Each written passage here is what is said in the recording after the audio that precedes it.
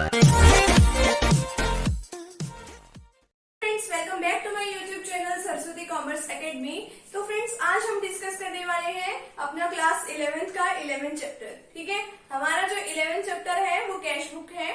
ठीक है, cash book का हमारा चैप्टर है और हम इसके पहले भी 1 और 2 पार्ट्स में हम इसके वीडियो सेशन में हम डिस्कस कर चुके हैं बहुत सारे जो इसके पार्ट्स हैं इस चैप्टर के। ठीक है, जैसे कि हमने इसका इंट्रोडक्शन पार्ट हमने कर लिया था कि इसमें सब्सिडरी बुक होती है फर्स्ट ऑफ ऑल। तो ठीक है, कौन कौन सी मेनली सब्सिडरी बुक्स हैं, उनके एडवांटेजेस क्या क्या है, और सेकंड वीडियो लेक्चर में हमने डिस्कस किया कि कैश बुक क्या होती है और हमें उसकी नीड क्यों अराइज हुई, कौन सी नेचर की वो होती है, और उसको हम जो प्रिंसिपल बुक और सब्सिडरी बुक क्यों कहते हैं और उसके हमें एडवांटेजेस क्या क्या हुई। ठीक है, यानी कि इसको बनाने से हमें क्या क्या प्रॉफिट्स होते हैं वो सब हम डिस्कस कर चुके हैं। अगर आपको उनका लिंक चाहिए तो आपको डिस्क्रिप्शन बॉक्स में प्लेलिस्ट में मिल जाएगा चैप्टर मतलब कि 11th के नेम से। ठीक है, और जो उस पे लिखा होगा कि ये क्लास 11th का है, तो आप वहां से कोई भी टॉपिक जो है इजिली समझ सकते हैं। तो जो आज जो हम इस वीडियो सेशन में जो डिस्कस करने वाले हैं वो डिस्कस करने वाले हैं टाइप्स ऑफ कैश बुक्स। ठीक है, कि कैश बुक के कौन कौन से टाइप्स होते हैं मेनली। ठीक है,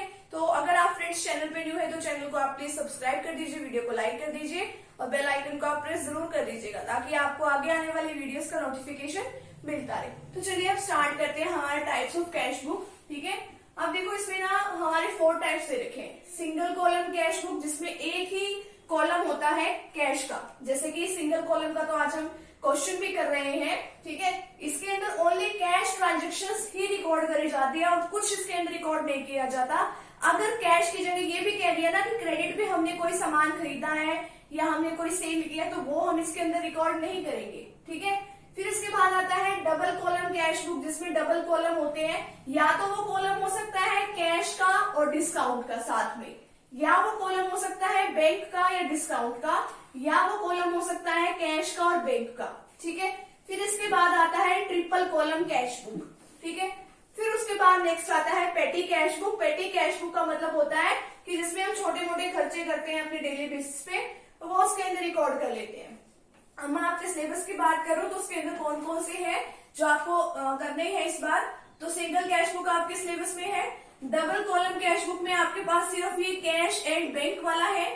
ट्रिपल कॉलम आपके पास सिलेबस में नहीं है और फिर पेटी कैश बुक आपके पास है।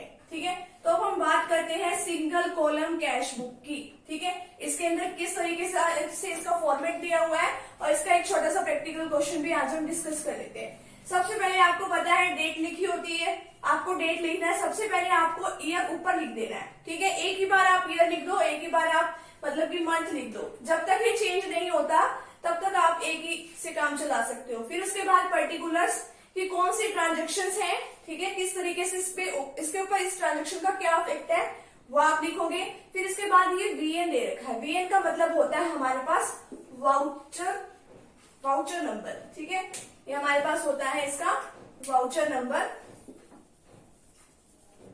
ठीक है, फिर इसके बाद नेक्स्ट है हमारे पास एलएफ। एलएफ का मतलब होता है लेजर फोलियो। ठीक है, जो आपने जर्नल वाले चैप्टर में भी डिस्कस किया था।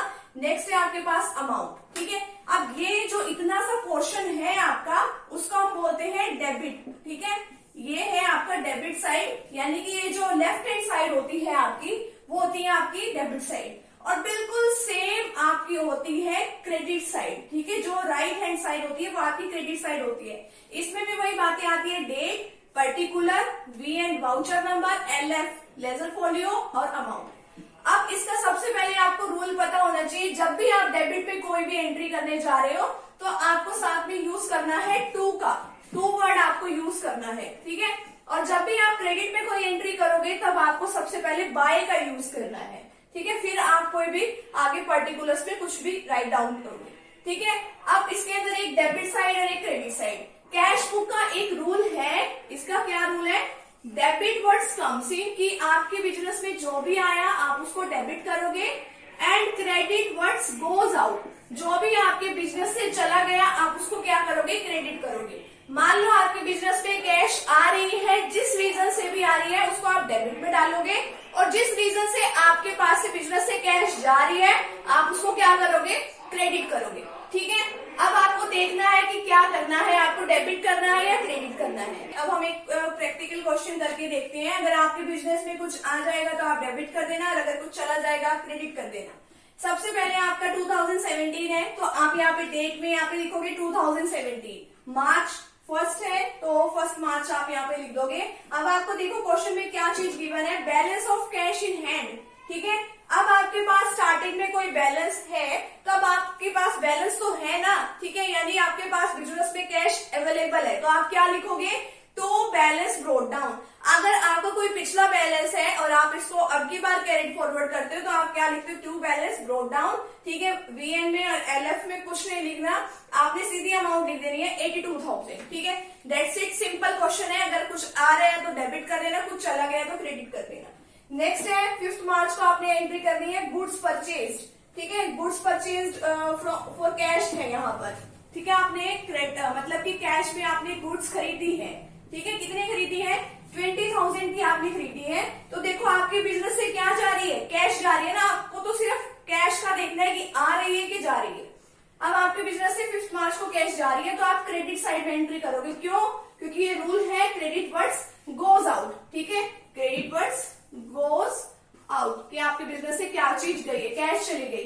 अब किस रीजन से गई है, आपने परचेज किया, बाय परचेजेस अकाउंट, कितने से, 20,000 से। ठीक है, नेक्स्ट आपके क्वेश्चन में एंट्री दे रखी है 10 मार्च की, गुड्स परचेज फ्रॉम गणेश 40,000। अब देखो ये तो उसमें क्या ही नहीं रखा कि कैश में हमने परचेज करी है। जब भी आपके पास ऐसा कोई क्वेश्चन आ जाए, ठीक है, आपको नहीं बोल रखा हो कैश में और सिर्फ ओनली मतलब कि दे रखा है कि इस सेलर से हमने खरीदा, तो आपको कैश में नहीं लिखना, क्योंकि इसका मतलब होता है कि आपने वो चीज क्रेडिट में खरीदी है। ठीक है, और क्रेडिट वाली चीजें हम इसके अंदर रिकॉर्ड नहीं करते। ठीक है, तो ये 10 मार्च वाली एंट्री नहीं रिकॉर्ड होगी। नेक्स्ट है 15 मार्च की entry, goods purchase from Lakshmi in cash. अब देखो इसमें सेलर का नेम तो है बट साथ में कैश भी दे रखा है। जब दोनों चीजें दे रखी हो तो हम मानते हैं कि हमने कैश में परचेज करी है। ठीक है, आपके बिजनेस से कैश गई तो आपको लिखना है यहाँ पे क्रेडिट साइड में 15 मार्च डालोगे आप यहाँ पे परचेजेस, बाय परचेजेस लिखोगे, क्योंकि जब भी आप क्रेडिट में एंट्री करते हो तो बाय का यूज करते हो। कितने 1000 से, 50,000 से। ठीक है, नेक्स्ट है आपके पास मार्च 18 को आपकी एंट्री है आपके गुड्स सोल्ड। अब गुड्स सोल्ड तो लिख दिया 20,000, तो ये तो बताया ही नहीं कि कैश में है क्या, किस तरीके से है, नहीं बता रखा। अगर बता रखा है तो आप लिख देना, टू सेल्स यहाँ पे लिख रखा है तो यानी कि इसमें बता रखा है इस क्वेश्चन में goods sold for cash.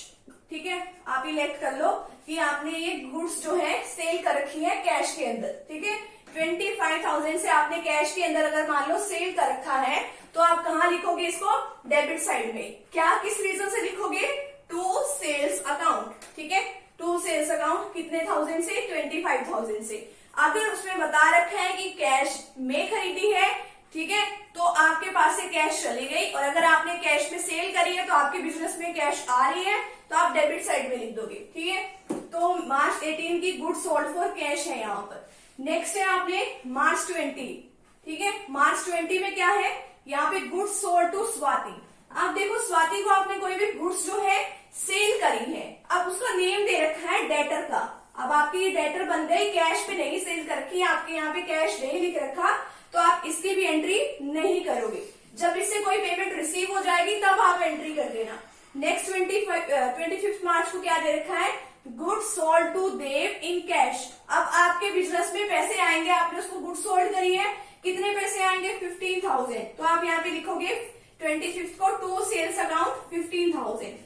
Next है 28 मार्च को रिसीव्ड फ्रॉम स्वाति। अब देखो आपने ये यहाँ पे इसको कैश में सेल नहीं किया था, क्रेडिट में सेल किया था, तब आपने उसकी एंट्री नहीं की थी। अब आपने उसको, आपके पास पैसे आ रहे हैं, रिसीव हो रहे हैं आपको पैसे। ठीक है, तो कितने आ रहे हैं आपके बिजनेस में, 30,000। ठीक है, जब भी आपके बिजनेस में कैश आती है तो आप उसको कहाँ लिखते हो, यहाँ पे। तो ये है आपका स्वाति से आप इसकी एंट्री कर दोगे, टू स्वाति, कितने से आ रही है आपके पैसे, 30,000। ठीक है, नेक्स्ट है आपका 31 मार्च को आपने सैलरी पे करी है। ठीक है, किसको, ऑफिस क्लर्क को। अब आपके बिजनेस से कैश चली गई, ठीक है, कितनी गई है, 10,000। अगर आपके बिजनेस से कैश जाती है तो आप क्या लिखते हो, इसको क्रेडिट साइड में, बाय सैलरी अकाउंट 10,000। ठीक है, और लास्ट एंट्री आपकी बोल रखी है पेड ऑफिस रेंट। रेंट पे किया है, कैश में पे किया है, तो आप इसको यहाँ लिखोगे 31st bye office rent account 5000 से, ठीक है। फिर आप इसका टोटल करके देखना कि किसका टोटल ज्यादा आया है। अब इसमें ना डेबिट साइड का आपका टोटल आ रहा है 1,52,000, यहाँ तक का टोटल है, और आपको यही टोटल आपको यहाँ पे भी लिखना है। आपको इस साइड का भी, डेबिट साइड का भी टोटल करना है, क्रेडिट का भी। अब इसमें जो है डेबिट साइड का टोटल जो है वो ज्यादा है क्रेडिट साइड के टोटल से, तो आपने क्या करना है, जितना भी टोटल आया है तो आप इसमें से लेस कर दोगे, तो कितना आ जाएगा यहाँ पे 67,000, ठीक है। तो आप लिखोगे by balance carried down 67,000, but जो ये वाला आपका बैलेंस है ये सेम जगह लिखना है आपने, बिल्कुल आमने सामने, ठीक है। फिर जो ये बैलेंस है आपको पता है कि 1 अप्रैल को फिर से ये कैरी फॉरवर्ड हो जाता है नीचे, ठीक है। तो हम फिर से ब्रोट डाउन कर लेते हैं 1 अप्रैल को, क्योंकि नई एंट्री स्टार्ट होती है फिर से। टू बैलेंस ब्रोट डाउन 67,000 से आप यहाँ पे ये एंट्री कर दोगे, ठीक है। तो जो आज का जो हमारा टॉपिक है वो यहीं पे खत्म होता है। आज के वीडियो सेशन में हमने डिस्कस किया कि टाइप्स ऑफ कैश बुक क्या होते हैं। नेक्स्ट वीडियो सेशन में हम डिस्कस करेंगे डबल कॉलम के बारे में, कैश और बैंक के। तो मिलते हैं फ्रेंड्स नेक्स्ट टॉपिक के साथ एंड नेक्स्ट वीडियो के साथ। Thank you very much.